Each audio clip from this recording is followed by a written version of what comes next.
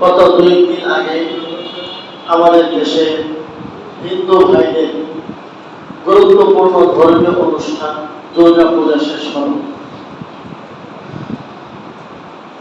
গত জুমায় আপনাদের খেদমতে একটা কথা বলেছিলাম, শেষ দিকে এসে এই কথাটার ব্যাখ্যা আপনাদের কাছে দিতে পারিনি। আজকে এই কথাটার ব্যাখ্যা আপনারা পাবেন এবং কিছু জরুরি কথা আমরা ইনশাআল্লাহ শুনব। কথাটা ছিল এরকম যে আমাদের বর্তমান দেশে যারা প্রচলিত গণতন্ত্র করে, প্রচলিত গণতন্ত্রের ধোঁকায় পড়ে সবচেয়ে বেশি মানুষ ঈমান হারা হচ্ছে এবং খবরও নেয় তাদের ঈমান যে চলে যাচ্ছে, খবরও নেই। কেউ যদি তাদেরকে বোঝানোর চেষ্টা করে, উল্টা বিভিন্ন ঘোরা যুক্তির মাধ্যমে তাদের এই কুফরি কথাগুলোকে সঠিক প্রমাণ করার চেষ্টা করে। এই জন্য আমার ভাইয়া সবসময় মনে রাখতে হবে, মুসলমানের কাছে তার ঈমানের চাইতে বড় কোনো সম্পদ নেই। এই কথা যখন মানুষ ভুলে যায় তখনই এই জাতীয় ধোঁকার মধ্যে মানুষ পতিত হয়। এই জন্য জরুরি কিছু কথা আমাদের খুব শোনার প্রয়োজন, বোঝার প্রয়োজন।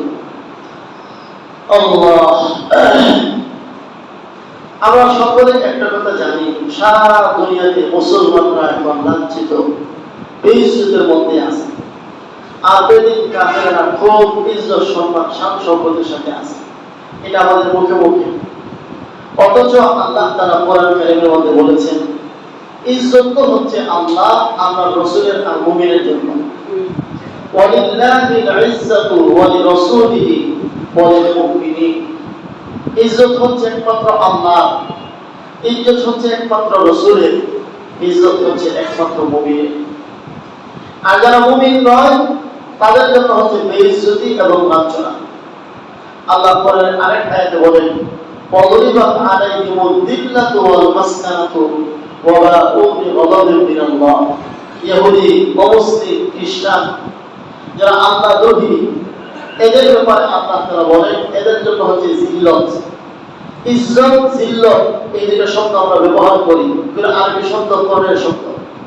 তো ওয়ালিল্লাহিল ইজ্জাতু ওয়া লিরাসূলিহি ওয়া লিল মুমিনিন। ইজ্জত আল্লাহর জন্য, ইজ্জত আল্লাহর রাসূলের জন্য, ইজ্জত হচ্ছে মুমিন মুসলমানের জন্য। আর ওয়াদরিবাত আলাইহিমুদ দিল্লাতু ওয়াল মাসকানাতু, জিল্লত হচ্ছে ওদের জন্য। আল্লাহ তাআলা স্পষ্ট ভাষায় না বলে ইঙ্গিত করেছেন, ওদের জন্য মানে কাদের জন্য? যারা আল্লাহ, আল্লাহর রাসূল এবং মুমিনদের সাথে না, যারা বেঈমান, কাফের, বেইজ্জত, জিল্লত হচ্ছে তাদের জন্য। তাহলে সারা দুনিয়ার মানুষের দুই হালত, হয়তো ইজ্জত নয়তো জিল্লত, তৃতীয় কোনো হালত নেই। হয়তো ইজ্জত নয়তো জিল্লত। আল্লাহ কোরআনের ওয়াদা মুমিনদের জন্য হয়েছে ইজ্জত, আর মুমিন ছাড়া যারা তাদের জন্য হচ্ছে জিল্লত। কিন্তু এখন হয়ে গেছে উল্টা। এর কারণ কি? এর কারণ হচ্ছে যেই সকল কারণে আল্লাহ তাআলা ওদেরকে জিল্লত দান করেন, ওই সকল কারণ যখন মুমিনের মধ্যে পাওয়া যাবে তখন আল্লাহ তাআলা মুমিনকেও জিল্লত দিবেন। তবে জিল্লত এমনি আসে না, কারণে আসে। যেই সকল কারণে আল্লাহ তাআলা তাদেরকে মানে কাদেরকে? বেঈমান কাফেরদেরকে জিল্লত দান করেন, ওই সকল কারণ যখন ঈমানদার মুসলমানের মধ্যে পাওয়া যাবে তখন ঈমানদার মুসলমানকেও আল্লাহ জিল্লত দিবেন। কোরআন কারীমের মধ্যে অমুসলিম, ইহুদ, খ্রিস্টান এদেরকে জিল্লত দেওয়ার 3টা কারণ উল্লেখ করা হয়েছে। আমাদের দেখতে হবে ওই কারণগুলো আমাদের মধ্যে পাওয়া যায় কি। এর আগে বুঝি জিল্লত কি জিনিস। জিল্লত হচ্ছে আল্লাহর পক্ষ থেকে আযাব, আর ইজ্জত হচ্ছে আল্লাহর পক্ষ থেকে নিয়ামত। জিল্লত কি? আল্লাহর পক্ষ থেকে আযাব, আর ইজ্জত হচ্ছে আল্লাহর পক্ষ থেকে নিয়ামত। আল্লাহ তাআলা এক আয়াতের মধ্যে বলেন, আমি 3 প্রকারের শাস্তি দিয়ে মানুষকে জিল্লত দিই। কয় প্রকারের শাস্তি? 3 প্রকার।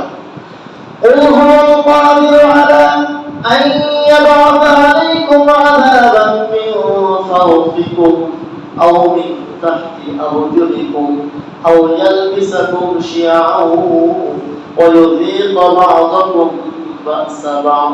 আল্লাহ বলেন, আমার ক্ষমতা আছে, আমি মানুষকে জিল্লত দিতে চাইলে 3 প্রকারের আযাব দ্বারা জিল্লত দিই।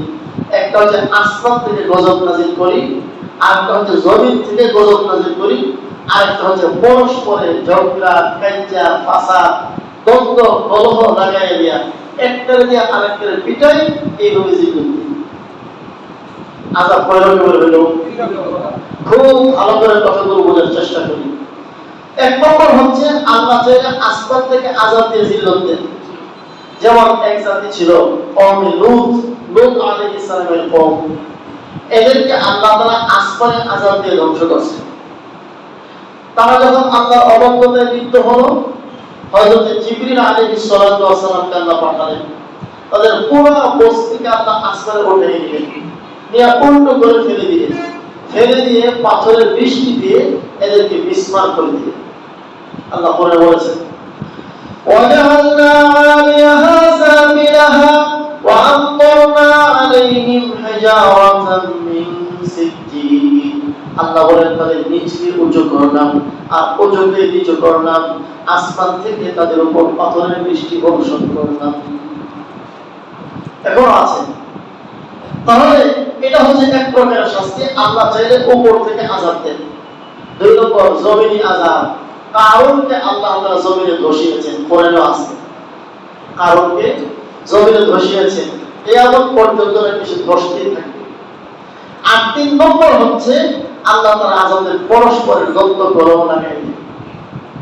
রাসূল আকরাম সাল্লাল্লাহু আলাইহি সাল্লাম, আবু দাউদ শরীফের হাদিস, আল্লাহ রাসূল বলেন সাআলতু রাব্বি সালাস, আমি আমার রবের কাছে তিনটা দোয়া করছি, আল্লাহ আমার উম্মতকে তিনটা জিনিস দান করেন। এক নম্বর হলো আমার উম্মতকে একেবারে সমূলে ধ্বংস করার জন্য আসমানে আযাব দেন না। নবীজি বলেন আল্লাহ তাআলা এই দোয়া মঞ্জুর করেছেন। দুই নম্বর দোয়া করলাম বিলগম, জমিনে আযাব দিয়ে আমার উম্মতকে ধ্বংস করেন না। আল্লাহ তাআলা এই দোয়া মঞ্জুর করেছেন। তিন নম্বর নবীজি বলেন আমি আমার রবের কাছে দোয়া করলাম, আল্লাহ আমার উম্মতের মধ্যে ঝগড়া বিবাদ দ্বন্দ্ব কলহ লাগিয়ে পরস্পরকে একে অপরের দ্বারা ধ্বংস করেন না। নবীজি বলেন মানা আমিনা, আল্লাহ এই দোয়া মঞ্জুর করবেন না। কোন না কোন একটা তো থাকতেই হবে। এই জন্য তিন নম্বর দোয়া আল্লাহ তাআলা মঞ্জুর করেন না। এই জন্য এই উম্মতের শাস্তি আসমান থেকে গজব, জমিন থেকে গজব এমনটা কম হবে, পরস্পর লাগাইয়া দিয়ে দিয়ে শেষ করা হবে। আল্লাহ তাহলে আযাব কয় রকমের হলো? তিন রকম, আসমানি, জমিনি আর পরস্পরের ঝগড়া বিবাদ। এই তিন প্রকার আযাব আল্লাহ তাআলা অতীত জাতির উম্মতকে দিয়েছেন। আর নবীজির দোয়া বরকতে আল্লাহ তাআলা নবীজির সাথে ওয়াদায় আবদ্ধ হয়েছেন যে দুই প্রকার আযাব আপনার উম্মতকে দিব না, এক প্রকার আযাব দিব। আমাদের মনে রাখতে হবে অতীতের উম্মতকে যে আল্লাহ তিন প্রকার আযাব দিলেন, এই তিন প্রকার আযাব কেন দিলেন? কোরআন কারীমের মধ্যে অতীত জাতির উম্মতকে আযাব দেওয়ার তিনটা কারণ বলা হয়েছে। কয়টা কারণ? এক নম্বর কারণ কানু লা ইয়াতানাহুনা আন মুনকারিন ফাআলুহু লাবিসা মা কানু ইয়াসনাউন। আল্লাহ বলেন পরবর্তী জাতিদের একটা বদভ্যাস ছিল, কেউ কোনো অপরাধ করলে অন্যরা এই অপরাধে বাধা দিত না। তার অপরাধ সে করুক, আমরা বাধা দেওয়ার দরকার নেই। তারা এই অপরাধী ছিল। আমার ভাইয়েরা একটু হিসাব মিলাই, আল্লাহর জমিনে, আসমানের নিচে, জমিনের উপরে সবচেয়ে বড় অপরাধের নাম হচ্ছে শিরক। সবচেয়ে বড় অপরাধের নাম কি? শিরক। শিরকের চাইতে বড় অপরাধ আসমানের নিচে, জমিনের উপরে নাই। গত জুমায় শিরক সম্পর্কে যে একটা কথা বলেছিলাম, একজন স্বামী তার স্ত্রীর সব অপরাধ এক পর্যায়ে মেনে নেয়, কিন্তু স্বামীর বিছানায় অন্য কোনো পুরুষকে কেউ জায়গা দিলে স্ত্রী এই অপরাধটা কোনো স্বামী মেনে নেয়। ঠিক তেমনি ভাবে আল্লাহ তাআলা বান্দার সব অপরাধ এক পর্যায়ে মেনে নেন, কিন্তু আল্লাহর জাত সিফাতের সাথে কাউকে শরীক করা হলে আল্লাহ সেটা মেনে নেন না। কোরআনের বিভিন্ন আয়াতে আল্লাহ এটা স্পষ্ট করেছেন, ইন্নাল্লাহা লা ইয়াগফিরু আন ইউশরাকা বিহি ওয়া ইয়াগফিরু মা দুনা যালিকা লিমান ইয়াশা। আল্লাহ বলেন আমার সাথে শিরক করবে আমি আল্লাহ কোন অবস্থাতেই ক্ষমা করব না। পৃথিবীর সবচেয়ে বড় শিরকের নাম হচ্ছে মূর্তি পূজা। শিরক হচ্ছে সবচেয়ে বড় অপরাধ, আর শিরকের সবচেয়ে বড় পদ্ধতি হচ্ছে মূর্তি পূজা। আর হিন্দুরা যখন দুর্গা পূজা করে, মূর্তির পূজা করে কি করে না? তো কোরআন কারিমের আয়াত থেকে আমরা বুঝলাম পূর্ববর্তী উম্মতকে আল্লাহ তাআলা ধ্বংস করার একটা কারণ ছিল, কেউ যখন কোনো অপরাধ করত অন্যরা বাধা দিত না। আর এই উম্মতের মধ্যে আমরা দেখতে পাচ্ছি অপরাধ করলে বাধা তো দেয় না, এই অপরাধকে কেন্দ্র করে আরো ধন্যবাদ শুভেচ্ছা জানায়। পার্থক্য খুব খারাপ না ভয়ঙ্কর পার্থক্য? আল্লাহ। তাহলে এক অপরাধ যা পূর্ববর্তী উম্মতেরা করত, সেই অপরাধ আমরা করতেছি, বরং একদম আগে গেছি। দুই নম্বর অপরাধ, পূর্ববর্তী উম্মতেরা যা করত আমরা একটু হিসাব মিলাবো, এই অপরাধগুলো আমরা করি কি করি না। আল্লাহ তাআলা বলেন, ইন্নাল্লাযীনা ইয়াকতুমুনা মা আনজালনা মিনাল বায়িনাতি ওয়াল হুদা মিন বা'দি মা বায়্যানাহু লিন-নাসি ফিল কিতাব। আল্লাহ বলেন, ইহুদি, খ্রিস্টান, মুসলিম, বিশেষ করে নবীর জমানায় এবং এর আগে পরে ইহুদি খ্রিস্টানদের কথা বলা হচ্ছে, এদের একটা অপরাধ ছিল, তারা সত্যকে গোপন করত। আমরাও সেই অপরাধে লিপ্ত আছি। একটু পরে বুঝবেন, এখানে সত্য গোপন করা মানে সাধারণ কথাবার্তা সত্য নয়, ইমান সংক্রান্ত সত্য কথাগুলো তারা গোপন করত। আমি যদি আপনাদেরকে প্রশ্ন করি, আপনারা ঠিক একই উত্তরে দিবেন, হয়তো না জানার কারণে দিবেন। যদি প্রশ্ন করা হয় যে মুহাম্মদুর রাসূলুল্লাহ সাল্লাল্লাহু আলাইহি ওয়াসাল্লাম আমাদের নবী না হিন্দু খ্রিস্টানের নবী, উত্তর কি দিবেন? কে বলতেছে আমাদের নবী, কে বলতেছে সবার নবী? আচ্ছা বলেন তো, যারা বলছেন আমাদের নবী তারা একটু হাত তুলে দেখি, মুহাম্মদুর রাসূলুল্লাহ সাল্লাল্লাহু আলাইহি ওয়াসাল্লাম আমাদের নবী, হিন্দু খ্রিস্টানের নবী না। মাশাআল্লাহ, হাত নামান। আর যারা বলেন সবার নবী, এরা একটু হাত তুলে। এই দুই ভাগ হইল। এর অর্থ হলো আমরা জানি না। এর অর্থ কি? আমরা জানি না। আমরা জানি না কেন? অপরাধ আপনাদের নয়, আমার মতো হুজুরদের। আল্লাহ তাআলা কোরআন কারীমের মধ্যে বলেছেন, হে নবী, আপনি শুধু মুহাম্মদ মুসলমানের নবী নন, আপনি হচ্ছেন সকল মানুষের নবী। সকল মানুষের হেদায়েতের জন্য আমি আল্লাহ আপনাকে পাঠিয়েছি। قُلْ يَا أَيُّهَا النَّاسُ إِنِّي رَسُولُ اللَّهِ إِلَيْكُمْ جَمِيعًا। হে নবী, আপনি বলে দিন, সকল মানুষকে জানিয়ে দিন, আমাকে আল্লাহ রাব্বুল আলামিন তোমাদের সকলের হেদায়েতের জন্য পাঠিয়েছে। তাহলে বলুন, মুহাম্মদুর রাসূলুল্লাহ শুধু মুসলমানের নবী না সবার নবী? হিন্দুর নবী, বৌদ্ধের নবী, ইহুদির নবী, সকলের নবী। এটা হচ্ছে কোরআনের কথা, এটা হচ্ছে আকীদার কথা, বিশ্বাসের কথা। অথচ আমরা যারা পাঁচ ওয়াক্ত নামাজি মুসল্লি, আমরাও বিষয়টা জানি না মুহাম্মদুর রাসূলুল্লাহ সাল্লাল্লাহু আলাইহি ওয়াসাল্লাম ইনি যে আমাদের যেমন নবী, হিন্দুদের নবী, বৌদ্ধের নবী, সকল মানুষের তিনি নবী। এখন অন্তত আমরা জানলাম। এই কথাটা কিন্তু হিন্দুদের জানার কোনো সুযোগ নেই, ইহুদি খ্রিস্টানদের জানার সুযোগ নেই। আমরা নিজেরাই প্রথমত জানতেছি না। এখন যেহেতু জানলাম, এবার আসুন, আমি যে জানতেছি, আমি যে আগ থেকে জানি, বা আমাদের মতো আলেমরা যারা আগ থেকে জানে, দোষটা আমাদের উপরে নিয়ে আসে।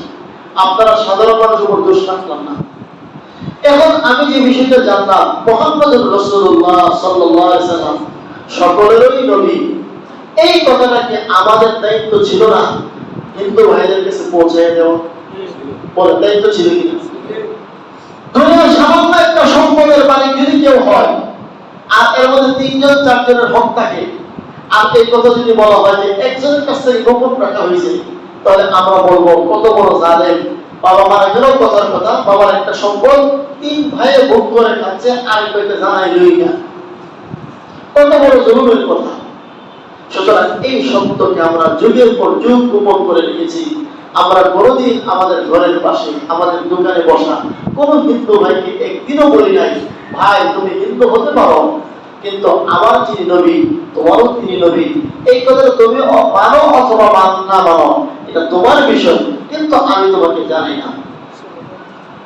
বলেন, এই কথা যদি আমি বলি নাই, তাহলে এরকম চিরন্তন একটি সত্য কথা, ঈমানের কথা আমি গোপন করে রেখে দিচ্ছি।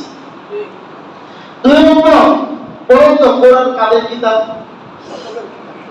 মুসলমানের কিতাব না হিন্দু খ্রিস্টানের কিতাব? এটা আগেরটা তাড়াতাড়ি বুঝতে পারছে, আগেরটা তাড়াতাড়ি বুঝে নিয়েছে যে এমন উত্তরটাই হবে। কোরআন সকলের কিতাব, অথচ আমরা কি জানি? সাধারণ মানুষ এটাই জানি কোরআন মুসলমানের কিতাব, আর গীতা হিন্দুর কিতাব, ইনজিল বাইবেল ইহুদি খ্রিস্টানের কিতাব।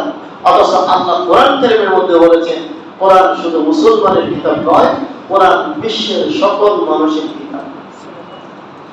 শাহরুল রমাদান আল্লাযী উনজিলা ফীহিল কুরআন হুদাল লিন-নাসি ওয়া বায়্যিনাতিন মিনাল হুদা ওয়াল ফুরকান। আল্লাহ বলেন পবিত্র রমজান মাসে আমি আল্লাহ কোরআন নাযিল করেছি হুদাল লিন-নাস, এই কোরআন সকল মানুষের হেদায়েতের জন্য। তাহলে আমরা সকল মানুষ বলা হয়েছে, তাহলে হিন্দুরা মানুষ কি মানুষ না? ইহুদি খ্রিস্টানরা মানুষ কি মানুষ না? সকল ধর্মের মানুষ। তাহলে কোরআন যে নানা ধর্মীয় কিতাব, এই কথা আমরা জানি না, এখন তো জানলাম, আপনাদের তো বাদ দিলাম। আমরা যারা আলেম ওলামা কোরআন পড়েছি, ব্যাখ্যা বিশ্লেষণ বুঝেছি, অন্তত আমাদের তো জানা আছে। আমরা যে পৌঁছেলাম না হিন্দু ভাইদের কাছে এই কথাটা, ও ভাই নবী মুহাম্মদ সাল্লাল্লাহু আলাইহি ওয়াসাল্লাম আমারও নবী, আপনারও নবী। ও ভাই কোরআন আমারও কিতাব, আপনারও কিতাব। আর একটু খেয়াল করে দেখবেন, ইসলাম একটা ধর্ম, এটা শুধু আমাদের না, সকলের। আল্লাহ কোরআনে বলেন ইন্নাদ দীনা ইনদাল্লাহিল ইসলাম, আল্লাহ রাব্বুল আলামিনের কাছে একমাত্র ধর্মের নাম হলো ইসলাম। ইসলাম ছাড়া কোনো ধর্ম আল্লাহর কাছে গ্রহণযোগ্য না। ওদের যারা হিন্দু তারাও আল্লাহর বান্দা। এই ধর্মটা তাদের ধর্ম, আমাদের ধর্ম। তাদের যে ধর্ম তারা যে বুঝতেছে না, তারা যে নিচ্ছে না, আমরা কয়দিন তাদেরকে এই কথাটা শোনাই দিচ্ছি অন্তত, ভাই ইসলাম কিন্তু তোমাদের ধর্ম। 4 নম্বর সবচেয়ে চিরন্তন সত্য কথা, আপনি হিন্দুদেরকে যদি প্রশ্ন করেন যে ভাই আপনার মালিক কে, তারা বলবে আমার মালিকের নাম ভগবান। আর আমাকে আপনাকে প্রশ্ন করা হবে, আমরা বলবো আমাদের মালিকের নাম আল্লাহ। অথচ হিন্দুর মালিকের নামও আল্লাহ, ইহুদি খ্রিস্টানের মালিকের নামও আল্লাহ, মুসলমানের মালিকের নামও আল্লাহ। আল্লাহ কোরআনে বলেন আলহামদুলিল্লাহি রাব্বিল আলামিন, আমি শুধু মুসলমানের রব না, আল আলামিন জগতের যা আছে সবকিছুর রব। সুতরাং হিন্দুরও আমি রব, বৌদ্ধরও আমি রব, খ্রিস্টানেরও আমি রব, সকল মাখলুকের রব আমি। এই কথাটা আমি জানলাম, আমি বুঝলাম। আমি তো একদিনও কোনো হিন্দুর কাছে, বৌদ্ধের কাছে, ইহুদির কাছে গিয়ে বললাম না ভাই আল্লাহ কিন্তু আমার যেমন আপনারও যেমন, মালিক আমাদের একজন, রব আমাদের একজন, নবী আমাদের একজন, ধর্ম আমাদের এক, এবং ধর্মীয় কিতাবও আমাদের এক।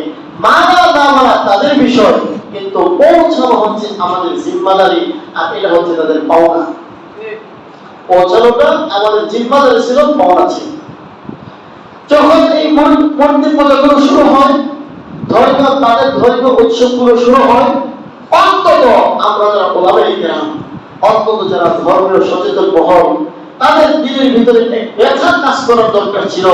হায় হায় হায়, আমার পাশে, আমার ঘরের পাশে, আমার থানায়, আমার জেলায়, পূজা মণ্ডপে আমার মালিককে নিয়ে এমন ভাবে তারা না বুঝে শিরিক করতেছে, মূর্তির সামনে মাথা রক্ত করতেছে, মূর্তিকে তারা বিসর্জন দিচ্ছে। সেখানে আমার তো কর্তব্য ছিল এই ভাইয়ের হাতে ধরা, পায়ে ধরা, অন্তত এতটুকু কথা বোঝানো যে আপনাদের এই কাজগুলো জাহান্নামের কাজ, ভাই ফিরে আসেন। অন্তত এতটুকু দাওয়াত দেওয়া, এটা আমার জিম্মাদারি। আর তার হক, সে এই হক গ্রহণ করা না করা তার বিষয়। আমার তো দায়িত্ব ছিল কথাগুলো পৌঁছানো, কিন্তু আমি পৌঁছে এলাম না। সত্য কথাটাকে গোপন করে রাখলাম, ইচ্ছাই হোক অনিচ্ছাই হোক। আল্লাহ কোরআনে বলেন অতীত জমানার মানুষের যে শাস্তিগুলো এসেছিল, এই শাস্তির আরেকটা কারণ ছিল তারা সত্যকে গোপন করেছিল। আমরা এই সত্যকে গোপন করছি কিনা? আমি শুরুতেই বললাম এই সত্য গোপন করা মানে পরস্পরের কথাবার্তা সত্য মিথ্যা নয়। এই কথাবার্তা সত্য মিথ্যা সব জমানায় কম বেশি ছিল, কিন্তু আসল সত্য হচ্ছে আকীদা সত্য, আল্লাহ সত্য, রাসূল সত্য, ফিক ধর্ম সত্য, আসমানী কিতাব সত্য। এই সত্য বিষয়টা আমি বুঝলাম, আমি জানলাম, আমি তো পৌঁছেলাম না। শয়তান আমাদেরকে ধোঁকা দেয় দুই কথায়। কয় কথায়? দুই কথায়। একটা কথা হচ্ছে ওরা তো জানে, ওরা তো বোঝে, তাহলে তো তাদের কাছে পৌঁছে গেছে। এরকম একটা কথা আমরা বলি কি বলি না? এখন কি আর না জানার কিছু আছে? ফেসবুক, ইন্টারনেট, ইউটিউব সব কিছুর মধ্যে আল্লাহ রাসূলের কথা তাদের কাছে পৌঁছতেছে, তাদের কানে আওয়াজগুলো যাইতেছে, সুতরাং তারা তো জেনে গেছে। ও ভাই, জেনে যাওয়া এক জিনিস, আর পৌঁছানোর দায়িত্ব আরেক জিনিস। আপনার বাড়িতে অনুষ্ঠান, কথার কথা, আপনার মেয়েকে বিবাহ দিলেন, আপনার পাশের ঘর আপনার ভাইয়ের ঘর, আপনি আপনার বাড়িতে গরু জবাই করতেছেন এবং আপনি জানেন এই গরু আমি নিজে খাবো, আমার ভাইকে খাওয়াবো, আমার বোনকে খাওয়াবো, আমার গ্রামের মানুষকে খাওয়াবো, সুতরাং সবাইকে আমি খাওয়াবো, এই নিয়তি গরু জবাই করছেন। আপনার পাশের ঘরের ভাই, যে আপনার রক্তের ভাই, তার সাথে সকালে দেখা হইলো, আপনি কিচ্ছু বললেন না, বিকালে দেখা হইলো, কিচ্ছু বললেন না, এইভাবে 3 দিন 4 দিন দেখা হইলো, কিচ্ছু বললেন না। অর্থাৎ ভাই, আগামীকাল আমার বাড়িতে অনুষ্ঠান, আমার মেয়ের বিবাহ দিব, আপনি কিন্তু আইসেন, আমার ঘরে দিনের ডাল ভাত খাইয়েন। আপনি এতরকম কথার উপর আশ্বস্ত হয়ে বসে আছেন যে আমার ভাই তো জানি আমার ঘরে গরু জবাই হইতেছে, আর এত বড় গরু যে আমি একা খাবার সাথে জানি, অতএব আমার তাকে দাওয়াত দেওয়ার প্রয়োজন নেই। বলুন তো, এই কথা যদি কোনো ভাই বলে, এই কথা কি সমাজে বিক্রি হবে? চলবে এই কথাটা? আপনার ভাই মেনে নিবে, সমাজের দর্জন মেনে নিবে? আপনার বিবেককে প্রশ্ন করলে আপনার বিবেক কি বলবে? এটা কি বিবেকের কথা না বিবেকহীনতা? আপনি ভাই হিসাবে তাকে অবশ্যই বলতে হবে, ভাই আপনি কিন্তু অবশ্যই আসবেন। এরপরে সে না আসলেও সে অন্তত বলবে দাওয়াত পাইছি কিন্তু সমস্যা করে যেতে পারছি না, সুযোগ থাকলে আসবে, সুযোগ না থাকলে আসবে না। কিন্তু আপনি যদি এই কথা বলে বসে থাকেন, সে তো দাওয়াত পেয়েছে, সে তো শুনছে, সে তো জানছে, সে তো আসলো না, এই কথাটা বলাটা আপনার জন্য নিমক খারাপই, এটা বোকামি। ঠিক তেমনি ভাবে আমার পাশের ঘর হিন্দু ঘর, হিন্দু ভাই, অমুসলিম ভাই, সে পূজা করে, আল্লাহর নাফরমানি করে, আমার কাছে সত্য কিতাব আছে, সত্য ধর্ম আছে, আমার কাছে সব আছে, কিন্তু আমি এই কথা বলতেছি যে ওই ভাই তো জানে ইসলাম ধর্ম সত্য, আমি একদিনও যে তাকে বললাম না, এটা হচ্ছে তার সাথে হক নষ্ট করা, এটা বিবেকহীনতা। তাকে বলা আমার দায়িত্ব ছিল, আশা না আসা এটা তার বিষয় এবং আমার বিষয়। সুতরাং এটা শয়তানের ধোঁকা যে অমুক ভাই তো জানতেছে, হিন্দুরা সব জানে, সব বুঝে, সুতরাং আমার দাওয়াত দেওয়ার প্রয়োজন নেই, এবং কথাটা হচ্ছে শয়তানের ধোঁকার কথা। আরেকটা কথা শয়তান আমাদেরকে ধোঁকা দেয়, সেটা সবচেয়ে বেশি ভয়ঙ্কর ধোঁকা। সেটা হলো আমরা মুসলমানরা তো ঠিক না, হিন্দুদের দাওয়াত দিয়ে লাভ বলি, এরকম কথা আমরা বলি কিনা? আমরা যারা সমাজের মুসলমান আছি, আমরাই তো নামাজ পড়ি না, আমরাই তো সুদ খাই, আমরাই তো ঘুষ খাই, আমরাই তো মিথ্যা কথা বলি, আমরাই তো নবীর তরিকার উপরে থাকি না, সুতরাং আমরা তাদেরকে দাওয়াত দিয়ে কি লাভ হবে? ভাই, আমি যদি আপনাকে প্রশ্ন করি, আমার এই 2টা চোখ আছে, আমার 2টা কান আছে, আমার 2টা হাত আছে, বলুন তো চোখ বেশি দরকার না হাত বেশি দরকার? না, 2টাই দরকার। চোখ বেশি দরকার না হাত বেশি দরকার? এখন চোখেও সমস্যা, হাতেও সমস্যা, আপনি কি একটা চিকিৎসা করবেন আরেকটা ছড়িয়ে দিবেন, না 2টা চিকিৎসা করবেন? 2টা চিকিৎসা অব্যাহত রাখবেন। ঠিক তেমনি ভাবে আমরা মুসলমানরা আমলের কমজোরি, ইমানের কমজোরি, ঠিক পাশাপাশি এই কমজোরি দূর করতে হবে। আমার পার্শ্ববর্তী ভাই অবস্থিত হিন্দু খ্রিস্টান, তার কাছে ইমানের দাওয়াত জানাতে হবে, দুটোটাই আমার জন্য দরকার, এই কথা আমাদেরকে বুঝতে হবে। আমার ভাইরা, যে কথাগুলো বলতেছিলাম, আবার পিছনের কথা চলে আসি। তাহলে ওই যে অমুসলিমদেরকে আল্লাহ তাআলা শাস্তি দিয়েছিলেন কয় অপরাধে? বলে থাকবেন কয় অপরাধে? 3 অপরাধ। এক অপরাধ কি? তারা অন্যায় কাজ করতে দেখা সত্ত্বেও পরস্পর একে অপরকে বাধা দিত। 2 নম্বর অপরাধ কি? যে তারা সত্যকে গোপন করত। দেখুন আমরাও এমনটাই করতেছি, বরং আমরা আর একদম আগে বেড়ে গেছি। যা শুরুতে একটু বলতেছিলাম, কি একদম আগে বেড়ে গেছি। এখন যখন এই সমস্ত শিরকি কর্মকাণ্ডগুলো হয়, এই কয়েকদিনের মধ্যে আমার যেখানে আমার নজরে যতটুকু পড়ছে, এতটুকু কথাই বলি। ফতোয়ার দৃষ্টিকোণ থেকে শুভেচ্ছা জানানো সম্পূর্ণ কুফরি। ফতোয়ার দৃষ্টিকোণ থেকে অমুসলিমদের যে কোনো ধর্মীয় উৎসবে শুভেচ্ছা জানানো সম্পূর্ণ কুফরি কাজ। তাদের ধর্মীয় উৎসবে যাওয়া কুফরি কাজ। তাদের ধর্মীয় কোনো কিছু খাওয়া কুফরি কাজ, এই কথাটা সমস্ত মুফতিরা এই বিষয়ে একমত। কিন্তু এত সত্ত্বেও আমরা কি করতেছি? একজন শুভেচ্ছা জানায়, আরেকজনে দেখলাম ফেসবুকে পোস্ট দিছে যে আলহামদুলিল্লাহ, এই শব্দ হচ্ছে আলহামদুলিল্লাহ, এবারে দুর্গা পূজা খুব সুন্দরভাবে উদযাপিত হয়েছে। বলেন তো তার ইমান খানা আছে না গেছে? ওরা আমরা দেখলাম এর একটা আলেম, একটা ইসলামী দলের একজন ছোটখাটো নেতা হইতে পারে, সে পড়তেছে। আরেকজনটা দেখলাম সুন্দর করে বক্তব্য দিচ্ছে ওই মন্দিরের ভিতরে গিয়ে, পূজা মণ্ডপে গিয়ে, মুসলমানের পূজা হিন্দুদের পূজা একসাথে চলবে। এর অর্থ হলো যে আমার ভিতরে হিন্দু ভাইয়ের পূজা হচ্ছে, আমার ভিতরে সামান্যতম কোনো ব্যথা অনুভব হচ্ছে। অথচ আমার ভাই, যদি আমি বুঝি আমার পাশের ঘরে হিন্দু ঘর, একটু বিবেককে প্রশ্ন করি, আমার ঘর মুসলমান, পাশের ঘর হিন্দু, হিন্দু ভাইয়ের ঘরে আগুন লাগছে, আমি কি তখন এই কথা বলবো যে আমার হিন্দু ভাইয়ের ঘরে আগুন লাগছে, আলহামদুলিল্লাহ, ধন্যবাদ? হিন্দু ভাইয়ের ঘরের আগুন, শুভেচ্ছা।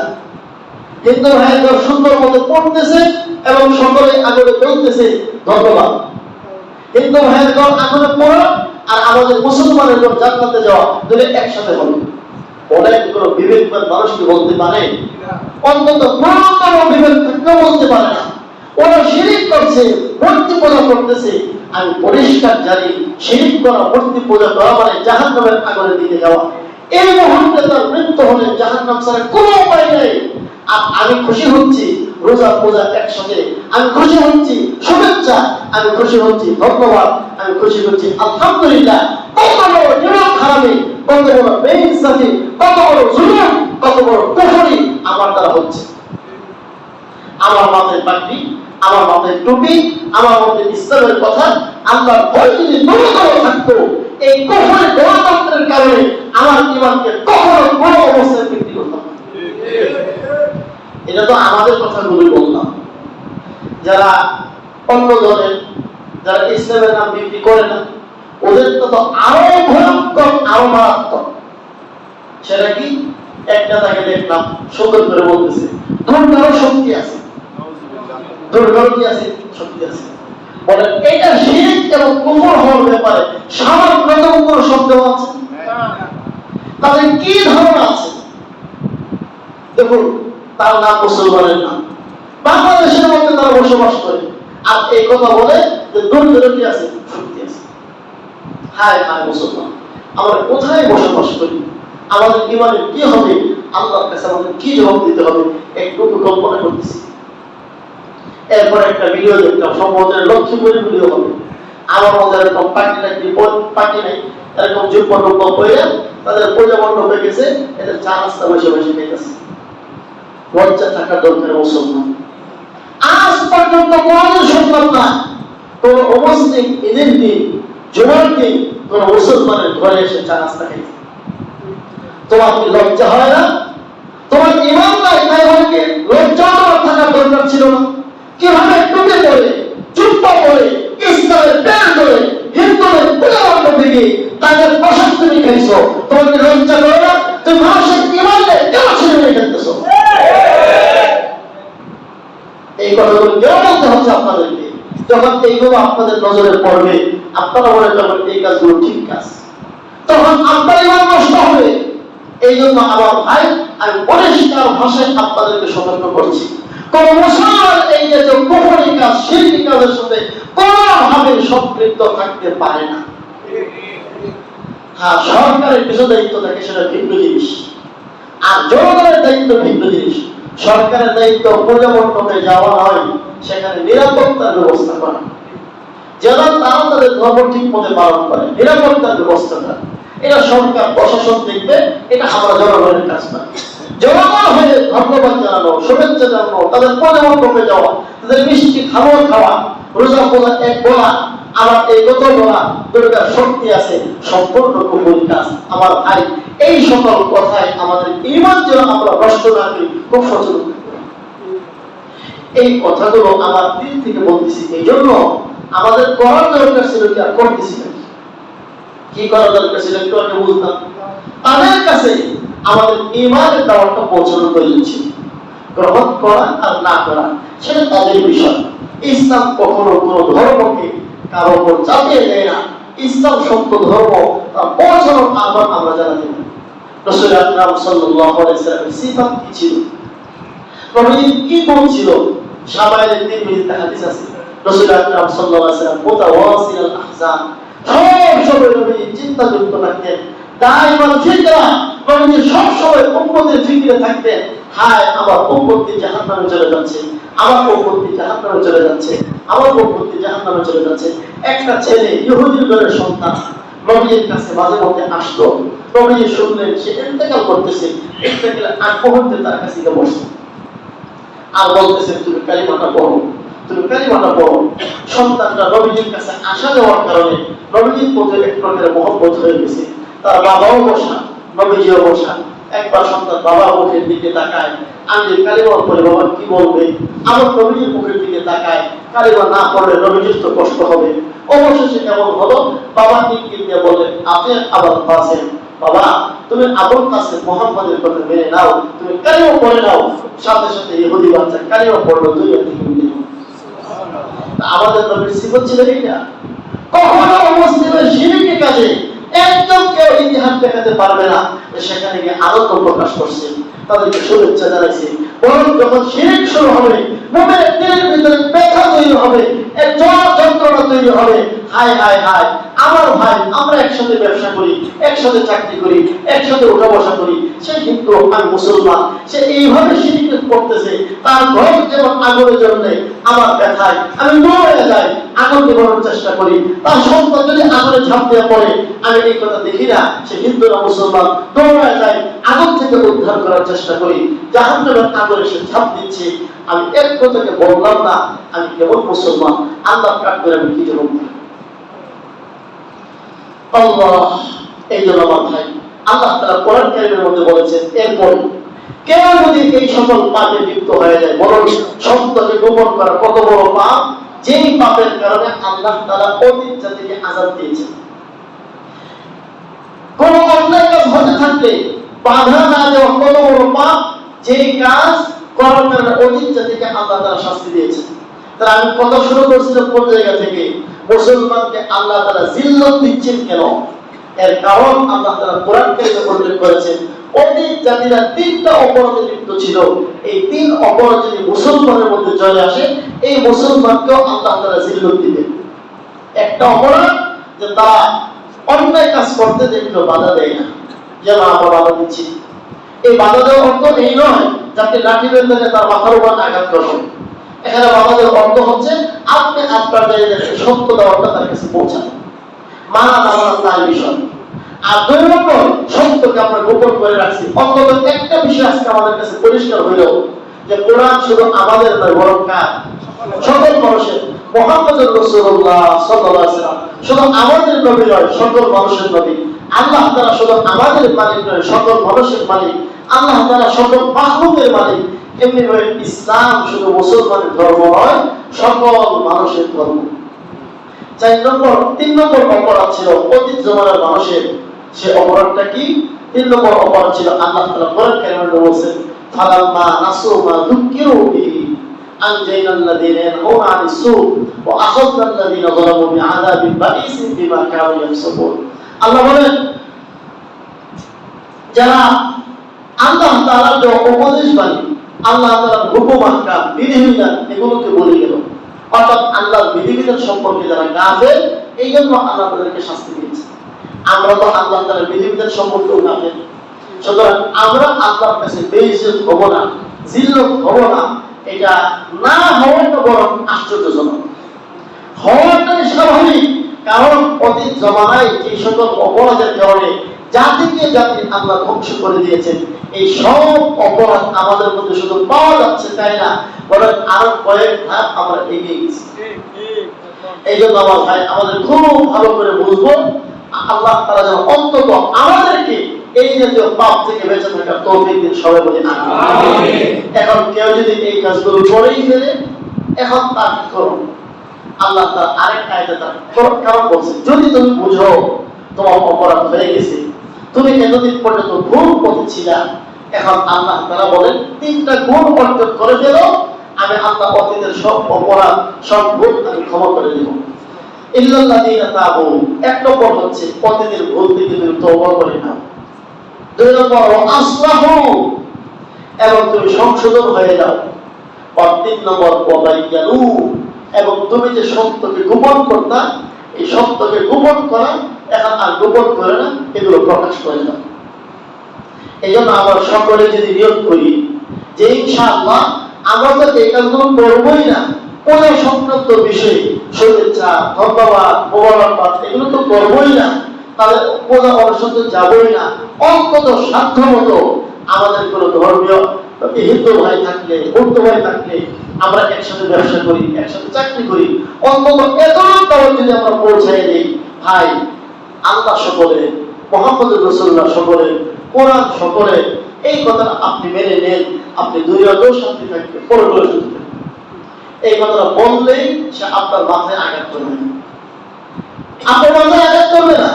এই কথাটা বলা এটা হচ্ছে আমার আপনার দায়িত্ব আর তার অধিকার। আমরা এতদিন পর্যন্ত তার এই অধিকার থেকে আমরা তাকে বঞ্চিত রাখছি, এখন এই অধিকার থেকে ফিরিয়ে দেব আর আল্লাহর কাছে আমরা তওবা করে নেব। যদি এই মানসিকতা কারো হয়ে যায় তখন কিন্তু আর এই পূজা টোজালে এত ঝামেলা থাকবে না। এই জন্য আমরা যে জায়গাগুলোর মধ্যে সমস্যায় আছি, আল্লাহ আমাদের সকলকে সংশোধন হওয়ার তৌফিক দান করেন, সকলে বলি আমিন। আর একটা কথা বলে শেষ করব। তো আল্লাহ তাআলা এই জাতিকে দাঈ জাতি হিসেবে পাঠিয়েছেন। কি জাতি হিসেবে? দাঈ মানে কি? আল্লাহ এবং আল্লাহ রাসূলের কথাগুলো আমরা যতটুকু জানবো আরেকজনের কাছে পৌঁছে দেব।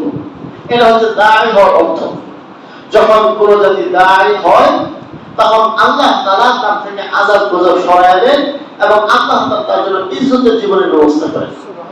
কিন্তু যদি সে কেউ দাওয়াতকে ভুলে যায় তখন আল্লাহ তাআলা যখন কেউ দাঈ হতে চায় না তখন আল্লাহ তাকে মাগরুর বানিয়ে দেন। মাগরুর বানিয়ে দেওয়ার অর্থ হচ্ছে আমি যদি দাঈ না হয়, আমার কাছে যে সত্য বিষয়টা আছে এই সত্য বিষয়টা তাদের কাছে যদি না পৌঁছায়, তাদের মিথ্যা দাওয়াত আমার কাছে পৌঁছে যাবে, তাদের মিথ্যা দাওয়াত আমার কাছে পৌঁছে যাবে। এই যে আমার কাছে বই আছে, এই বইটা এখন পড়া তো বিস্তারিত সম্ভব না। এর মধ্যে পুরো বইয়ের মধ্যে আমাদের বাংলাদেশে মুসলমানদেরকে কিভাবে অমুসলিম বানানো হচ্ছে জায়গায় জায়গায় জায়গায় জায়গায় বিস্তারিত এখানে আছে। আজকে আমরা দাওয়াত বলে যাওয়ার কারণে এখন আমাদেরকে দাওয়াত দেওয়া হচ্ছে লালমনিরহাটে মসজিদের খতিব খ্রিস্টান, নীলফামারীতে মসজিদের ইমাম খ্রিস্টান, বিভিন্ন জায়গার মধ্যে পীর, মুসলমানদের পীর খ্রিস্টান। এটা বাংলাদেশের বিভিন্ন জায়গায় হচ্ছে। আমরা যদি হিসাব মিলে একদম স্পষ্ট হয়ে যাবে। আমরা ছোট্ট কালে শুনতাম বাংলাদেশ নাকি 99% মুসলমানের দেশ, এটা আমরা শুনছি। আমরা তো গণনা করে হিসাব করে দেখি নাই, আর এখন বলা হয় 92% মুসলমানের দেশ। তো কয় পার্সেন্ট কমলো? 6% কমে গেছে। এই 6% কমার কি অর্থ? অন্তত 6% মুসলমান হিন্দু খ্রিস্টান হয়ে গেছে। সাধারণত মুসলমান হিন্দু হয় না, হিন্দুরা দাওয়াতের কাজ করে না। খ্রিস্টান মিশনারিরা পুরো বাংলাদেশে তাদের খ্রিস্ট ধর্মের কাজ করতেছে। আপনারা শুনলে অবাক হবেন, 1956 সালে একজন খ্রিস্টান ধর্মযাজক সে আমেরিকা থেকে বাংলাদেশে আসে। সে বিয়ের সাথেও করে নেই, কিচ্ছু করে নেই, সে বাংলাদেশে তার পুরো জীবন কাটিয়েছে এবং বাংলাদেশে তার কবর আছে। সে হাজার হাজার মুসলমানকে খ্রিস্টান বানিয়েছে। আমি নিজে সফর করেছি ময়মনসিংহে এক জায়গায়, সেখানে গিয়ে খ্রিস্টানদের গির্জা, পাশে মুসলমানের স্কুল, মুসলমানের স্কুলে ঢুকলাম, গিয়ে দেখি তাদের খ্রিস্টানদের লেখা বই পড়ানো হচ্ছে। এখানে মধ্যে আছে এমন এমন বই তারা লেখছে আপনি শুনলে বুঝবেনই না এটা কোনো খ্রিস্টানের লেখা বই। আত-তরিক ইলাল জান্নাহ বিদৌলিল কোরআন, কোরআনের আলোকে জান্নাতে যাওয়ার পথ। বলুন তো এই জাতীয় নাম এটা কি মুসলমানের না খ্রিস্টানের? স্বাভাবিক নাম তো বলার জন্য বুঝতেছেন খ্রিস্টানের। এই জাতীয় নাম সাধারণত কোন মুসলমান ব্যবহার করে না, খ্রিস্টান ব্যবহার করে, মুসলমান ব্যবহার করে এরকম নাম। এবং আমার কাছে এখানে অনেকগুলো তথ্য আছে, সবগুলো বলার সময় নেই। এর অর্থ হচ্ছে আমরা এখন অমুসলিম, বিশেষ করে খ্রিস্টান মিশনারিদের দাওয়াতের মধ্যে পড়ে গেছি। বাংলাদেশের একজন আলেম আছে মুফতি জুবাইর সাহেব, এই অমুসলিমদের মাঝে দাওয়াতের কাজ করে, আরো অনেকে দাওয়াতের কাজ করে, আলহামদুলিল্লাহ অনেক ওলামা কেরাম করতেছে। তবে এটা ব্যাপকভাবে আরো বেশি হওয়ার দরকার। আমরা যারা সাধারণ মুসলমান, আমাদেরও উচিত অমুসলিমের কাছে দাওয়াত পৌঁছানো। আমার ভাইরা, হয়তো আমরা বুঝি না, জানি না, হিন্দু ধর্মটা এত দুর্বল ধর্ম, এত দুর্বল ধর্ম, এই 2 বছর পরে কোন হিন্দুর ক্ষমতা নেই আরেকটা কথা বলার মতো। কোন হিন্দু প্রমাণ করতে পারবে না যে তাদের ধর্ম মধ্যে বক্তব্য বৈধ। বাস এই একটা কথা বলে জন্য যে তাদের ধর্মের মধ্যে আছে, তাদের বেদের মধ্যে আছে যে ঈশ্বরের, ভগবানের কোনো রূপ হয় না, কোনো আকৃতি হয় না। বলেন আল্লাহ তাআলার কোনো রূপ আকৃতি আমরা জানি না। এখন তাদের ধর্মের বিধান মধ্যে আছে যে আল্লাহ বা ঈশ্বর বা ভগবান যে নামে আমরা বলি, তারপরে কি হয় না, রূপ হয় না, প্রতিকৃতি হয় না। তোমরা যে এতগুলো রূপ দিছ, তোমাদের ধর্মীয় বিধান পদ্ধতিটা ভুল। এরপরে হিন্দুদের ঘরের মধ্যে, ধর্মের মধ্যে আছে 33 কোটি দেবতার এই বাংলাদেশ। কত কোটি দেবতার এই বাংলাদেশ? 33 কোটি দেবতার। আপনি যে ছোট্ট করে প্রশ্ন করেন, ভাই 33 কোটি দেবতা মানে 33 কোটি খোদা। একজন মানুষ বাঁচে কয় বছর? 60 বছর, 70 বছর। তাই আপনি হিসাব মিলাই দেখেন, এক বছরের 365 দিন, 60-70 বছর যদি হয়, কয় দিন হয়? 21,000 দিন বাঁচে একটা মানুষ। 21,000-22,000 দিন দৌড় পড়তে। একজন হিন্দু যদি প্রতিদিন এক মাবুদের ইবাদত করে, তারপরে সর্বোচ্চ 22-23,000 মাবুদের ইবাদত করতে পারবে। 83 কোটি 33 কোটি মাবুদের ইবাদত করে এতগুলো মাবুদকে খুশি করা এটা সহজ নাকি এক আল্লাহর ইবাদত করে একজনকে খুশি করা সহজ? এক আল্লাহর ইবাদত করে একজনকে খুশি করা সহজ। হিন্দু ধর্মের শ্লোকের মধ্যে আছে ইয়াকম ব্রহ্মা দ্বিতীয় নাস্তি মেঘনা নাস্তি কিঞ্চন। আল্লাহ একজন, দ্বিতীয় আল্লাহ বলতে কেউ নাই, নাই নাই নাই, কেউ নাই। হিন্দু ধর্মের শ্লোক। এই যে টুকটাক 2টা কথা যদি আমরা মনে রাখি, দেখবেন হিন্দুরা কেউ ভাই আমরা জানি না। অন্তত আপনি যদি এতটুকু কথা বলে দেন, ভাই আপনি যদি সত্য মনে হয় যে আসলে আপনার যে ধর্মে আছে এটা মিথ্যা আর ইসলাম ধর্মটা সত্য, আপনার যদি মনে হয়, আমার দাওয়াত রইল